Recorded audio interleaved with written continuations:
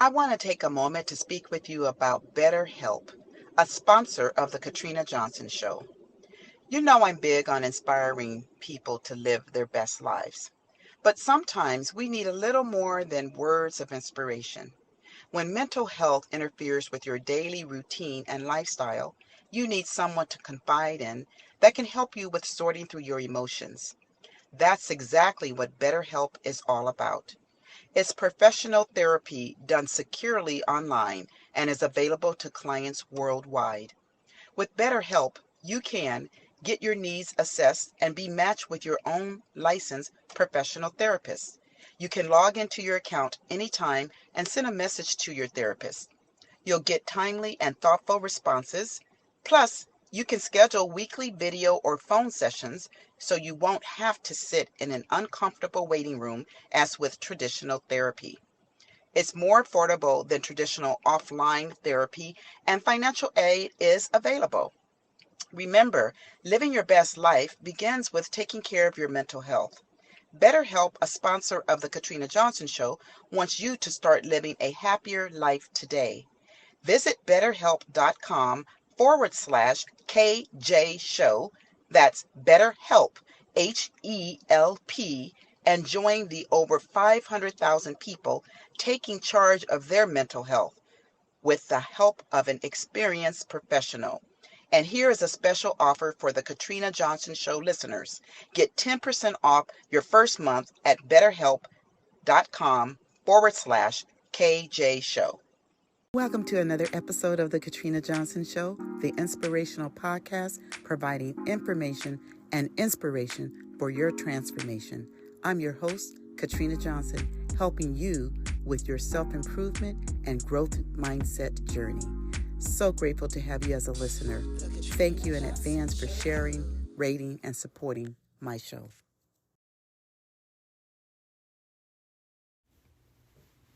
My special guest, Anthony Washington, co-author of The Heart of a Black Man, is a speaker, professional track and field coach who worked with NFL prospects, Olympic contenders, and once worked for Nike, believes that it was track and field that saved his life. Thank you, Anthony. I appreciate you taking some time out of your day to interview on the Katrina Johnson Show. I am so grateful that you have decided to share some of your story with us that will inspire the audience to live their best lives. How are you doing today? I'm doing well. Thank you for having me. You are so welcome.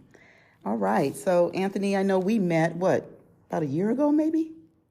No, we're close to. It's 2 years? Maybe two, maybe three. Was it right after the pandemic? So it's about 2 years. Yeah. About 2 years, I think. 2021. Okay. Yeah. Okay. Yeah. And we've been, just kind of getting to know each other and what we do, online. We've never met in person, but I feel like you are, somebody I've known forever. I know that we are both in the field of wanting to help others to do better in life. I know you work a lot with the youth. My thing has just been to inspire people to basically live their own lives. We all have our journeys, and I went through something that changed my perspective on life, and it is the reason why I'm doing what I'm doing now. I know that you have your journey, and I want you to share a little bit of that with our audience today. I know that you are one of the contributing authors of the book, The Heart of a Black Man, and I believe it's a #1 bestseller. Is that right? Yes, Amazon? It was. I'm not sure if it still is, but it was an Amazon bestseller. Awesome. They did give me and they gave me a certificate as a best-selling author, contributor. Awesome. And it changed a lot. It changed a lot in my life. Yes. Okay. Well, let's talk about that. Let's go back to Anthony as a child coming up. I know you were an athlete, and let's talk about coming up and leading up to today. It's funny because when I had talked about my childhood to some people a couple of days ago, and I came up with this pretty much anthology of how my life has begun to where it began. And I was always looked at as an athlete ever since I was 8 years old. My grandmother said, would you mind going out to watch the Eagles practice? Because she was going to Widener College at the time, and her later years. And she said, I think it would be good if you go to the practice and watch the Eagles practice. And for 2 years, I did that for 2 seasons. And I came up there and I just hung around the guys. The second season, I actually became a ball boy on the off season. Off season ball boy, meaning like the preseason, not during the football games, And it just stuck with me, and I always had a dream to be an athlete. And as fast forward all the way up to high school, I was discovered in gym class to run track, And in gym class, my coach said, man, I think you'll be a phenomenal athlete. And mind you, my grandmother's been trying to get me to run track since I was 8. And I kept telling her no for years. Is that right? And yes, I told her no for many years. I didn't want to run track. I want to play football. I want to play basketball. Those were my two go-to sports. Okay. And lo and behold, my gym teacher said, Anthony, I think you'll be an awesome quarter hurdler. I think the hurdles would be a good thing for you. And I brushed it off again. And then story short, I'm watching the Olympic Games, 1984 Olympics, and I see Carl Lewis run. And that's kind of like, well, either I'm going to be a track star or a boxer, because I was like teeter-totter with those two sports in the Olympics. Uh-huh. And track and field took to me like a passion. It, like, all of a sudden, I didn't do anything with it my junior year. And by my sophomore year, I didn't do really much with it. It was my junior year when everything took off. I met someone named Alan Laws. He started working with me privately. And matter of fact, lo and behold, by that spring, I went undefeated. I won all my races. I was a 2-time all-conference champion. Wow. The first full season of me running track, I actually won, And it just propelled me. It propelled me to the person that I am. In the book, I got in trouble before the season started. And once again, my coach, my high school track coach, actually was the one that vouched for me. The principal vouched for me too, and spoke to the Board of Education and convinced them to give me a second chance. Okay, and that was, I'm sorry, that was the part in the book you wrote, right? Yes. Yes. Okay. Mm-hmm. Yes. So that's how it got to that point. And that's how we got to where we are now, as far as my childhood is concerned. Okay. It's much deeper, but we don't have that much time. Well, we could probably share more at another time too, but going back to your childhood, you had the people around you that saw this gift in you that you didn't even recognize. And that's usually how it works. Somebody can see something in you, and especially when you're a child, that's the key, I think. And everybody don't get that experience, It happened with my oldest daughter. She's actually 4 at a daycare. Okay. And there was a dance teacher that would come in to teach the little kids dance. And one day I picked her up from daycare, and this dance instructor said, "Are you her mom?" I said, "Yes, I am." "She's got a gift. You should keep her in dance." That was all I needed to hear. And the rest is history, because she co-owns a dance company and went to school for dance and business. And that's been her life. So we don't always recognize. And now let me say this. I didn't have that opportunity. Like, no one ever told me, "Oh, you're so good at this," or "You're so good at that." And Anthony, I wrestled with that for a long time in life, especially as an adult. Now, I knew what I liked as a kid. I knew I liked music, right? But no one ever said, "Oh, you've got a gift, you've got a talent." No one saw anything in me. But I do realize today, at this age, that everybody has a different journey.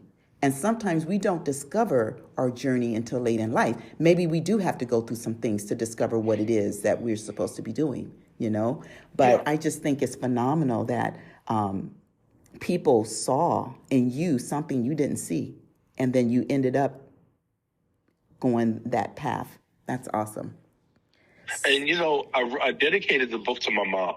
Okay. Because my mother was the one that actually encouraged me to write the book, and I didn't want to do it. She said, "No, I think you should do it." But in the book is my best friend Alan Laws is the one that actually helped me and discovered me in the sport privately. And we would work together 4 o'clock in the morning, 4:30 in the morning, Monday through Friday. And I would do a track workout with him in the afternoon.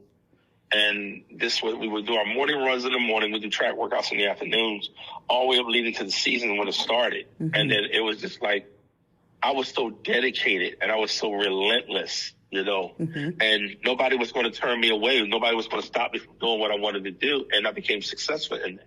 Wow. But then the trick side of it all is my success came through the eyes of failure. And how's that?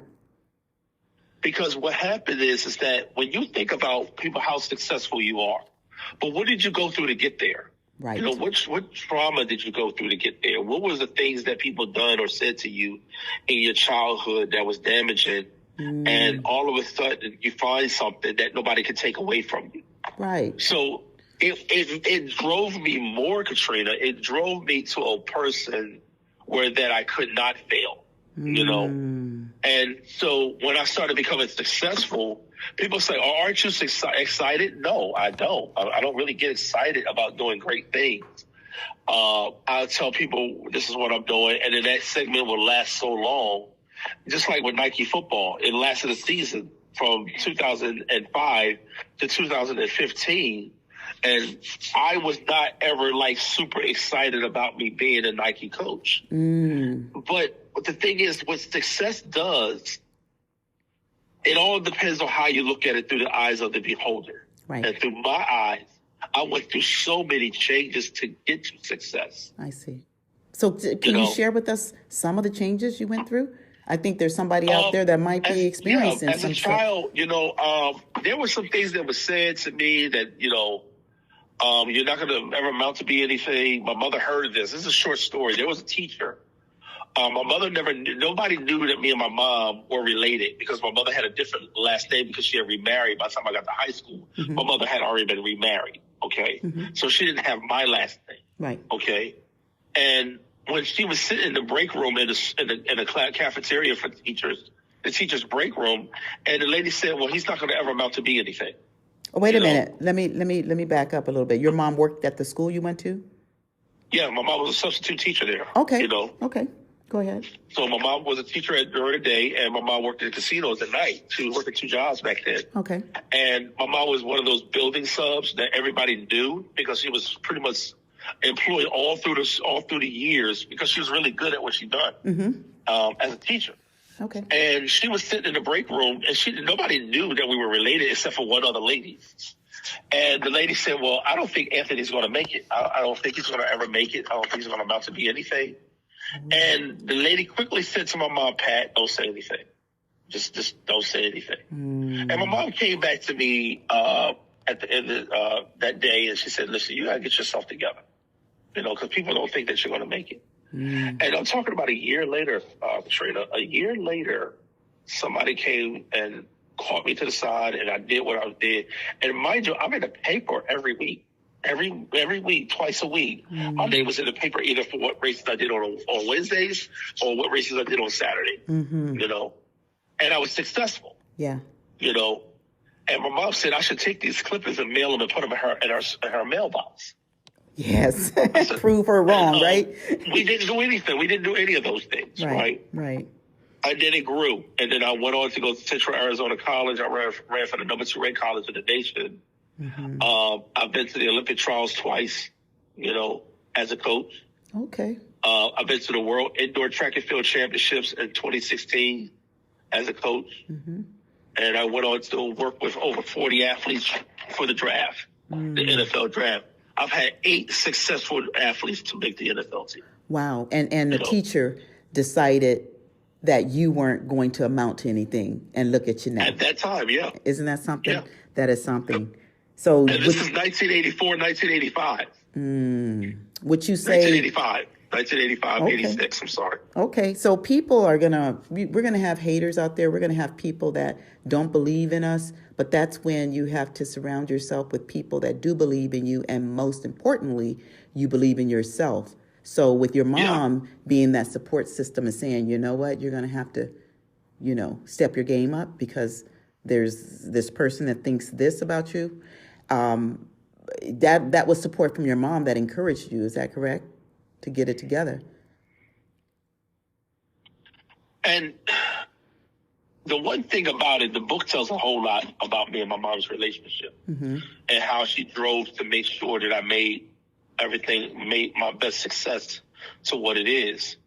And I was the type of child, if you told me I couldn't do it, you shouldn't have said that, because it's going to drive me into a whole nother mindset. Right. So going back to what I was saying about success in the eyes of failure, when you tell me I'm going to fail, it's going to make me succeed. Yes. Yes. Because you don't get to do that. You don't get to tell me, well, yeah, man, what you think you're going to be the champion? You think you're going to be fast? Should have told me that. But now my name is in the paper every week. Now you're quiet. Right. Right. And it just does that, all the way up to now at 54 years old. I used to use this sport of coaching as a form of, let's just say, a crutch, because it's all I ever had, All I've ever had was a success as being a coach. Yeah. And other things I may have failed at in marriage. I got divorced, okay? And my children, I'm not as close to them as I should be, and all the things we're looking upon, hey, you're not doing this, you're not doing that. But when you take little things, what I call small successful windows, working with the Eagles in 1978, 79, going out for the track team in the 80s, okay, getting recruited for college in track and field, becoming a coach, working with Nike football, working with Olympic athletes, writing a book. These are segments of success that took place in over 45 years. Wow. Yeah. Over 45 years span. Yeah. That's how long these things has been happening. Right. That goes to say, that, not to cut you off, but step by step we get there, right? Things don't happen overnight. No. And one thing I had to learn, and this was probably the last thing that I learned as a coach. You're good no matter if you're good or not. Because at the end of the day, are you good because you're a successful championship coach? Or are you good because you changed people's lives in the process of it all? So that's a good segue. I want to go into the fact that you are working with the youth community. You coach the college students in track and field. Yes. And so how do you inspire them based on everything you just shared with us? I mean, that's motivation. How do you share with them the possibilities of life? How do you encourage them to live at their, potential? How do you encourage them to win? And not just win in the game of track and field, but in life? Brutal acceptance. Brutal acceptance. Brutal acceptance, brutal truth, radical acceptance type words that we use.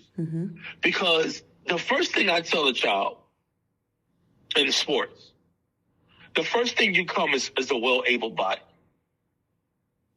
I like that. Well-able body. Yeah. I like that. Okay. A well-able body. So what they do is they come with no deviations and them being able to do what they did. Okay. So when you come with a well-able body, that means you don't have anything like debilitating diseases. Okay. You don't have one leg shorter than the other. You don't have a heart condition that prevents you from doing sports. You don't have any what I call muscular dystrophy type problems, anything that what I call deviating processes of being an athlete. You come to this table as a well-able body. Okay. Right? So the thing is, what I teach them is that there's something that you bring to the table, and this starts here first. The second thing that comes to the situation is that do you come with reasonable intelligence? And break that down for us. Reasonable intelligence is like you have the ability to figure it out. Figure it out. I heard someone say on a podcast one day, everything is figure outable. And we know that's not proper verbiage, right? Or grammar, but everything is figure outable. Right. So if you come to the table with reasonable intelligence, okay, then when you have that, that means you have the ability to listen and comprehend what I'm trying to tell you to do. Prime example, I had 2 athletes this year was pretty much not even on the radar last year. And they opened up the season ranked number 1 in the country, ranked number 8 in the country, opening the season up, right? Because it came with reasonable intelligence. They took the information and they applied it to their life. Yes. Okay? Yes. Now, with reasonable intelligence, then the last thing you have is reasonable acceptance. There's a certain amount of speed that I have, that I know that I have. Okay? Does it matter if I win the National Track and Field Championship?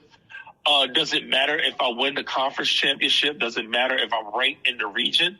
I had a young lady that wasn't even ranked last year. Now she's ranked in the region. Wow. Amongst the top athletes in the country.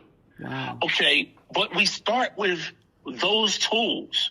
So it's like, I don't tell my kids, well, if you don't qualify, you're not going to be you're not going to be good for this program. You're not going to really help me or what I want to do for the school.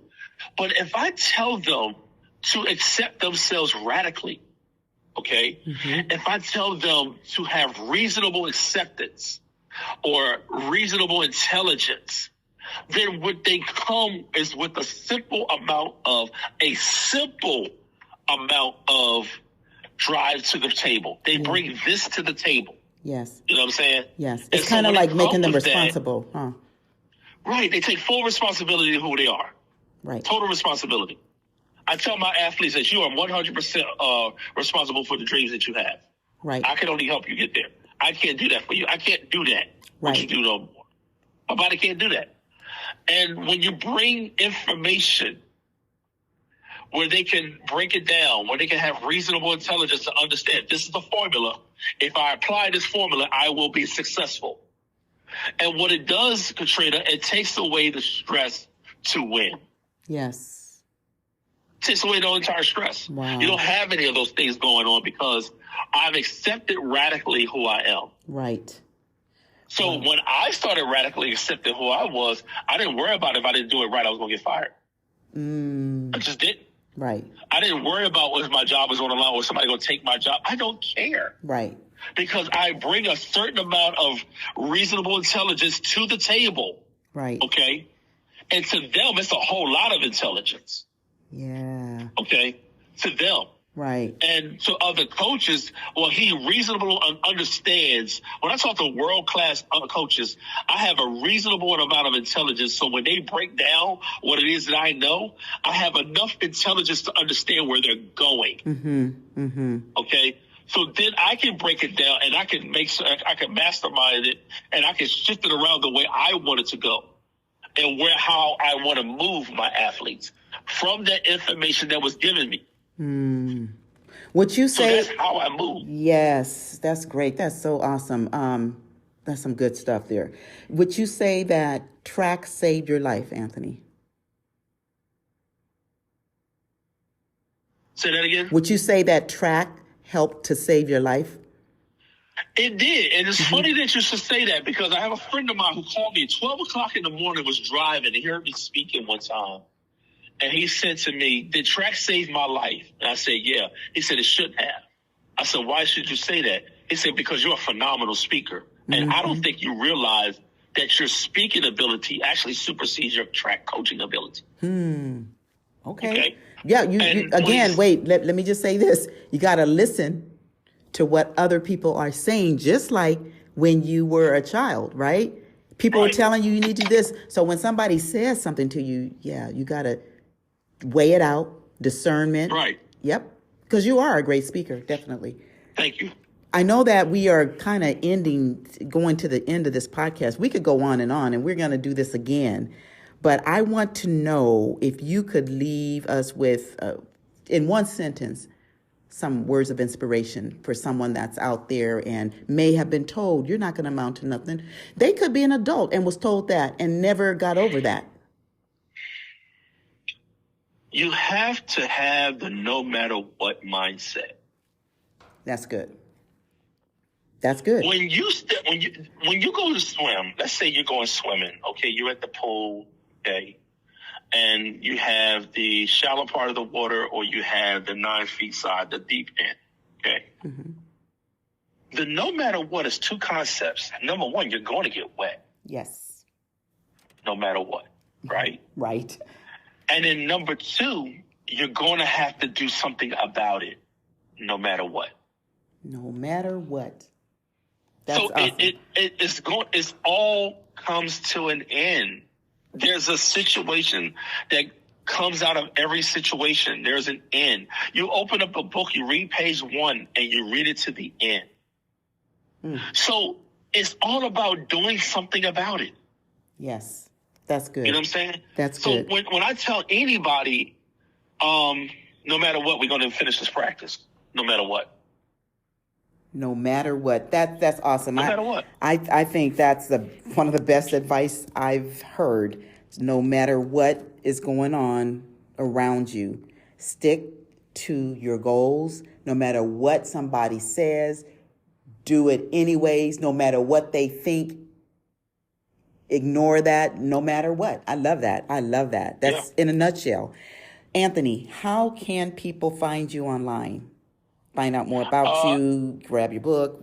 Where should they go? Yeah, the book, well, you can find me on Coach Dub on Facebook, Anthony Washington, Coach_Dub on Facebook. Okay. On Instagram, you can find me at Coach Dub as well. Okay. And it's Coach_DUUB on Instagram. Okay. Great. And you can find me there.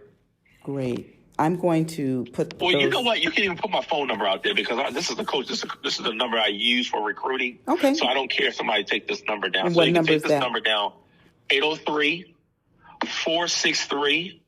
803-463-9530. Great. Well, Anthony, you have shared a lot with us in a small amount of time, and I think that we have a lot of coaches out there, business coaches, lifestyle coaches. You're an athlete coach, but you're not only just a coach of the athletic industry, you are a coach to the youth of today, encouraging them to do better, to be better, to take a self accountability. You are an ultimate coach, and kudos to you for that. Thank you. Thank you so much. You're welcome. I enjoyed our conversation. We got to do this again, but just want to let you know I truly appreciate you. I appreciate it. Thank you. I hope you enjoyed this episode, and thanks again for listening. You can find me online at katrinajohnson.online, at I am Katrina Johnson on Instagram, and on YouTube, Katrina Johnson Inspires at The Katrina Johnson Show. Until next time, stay inspired.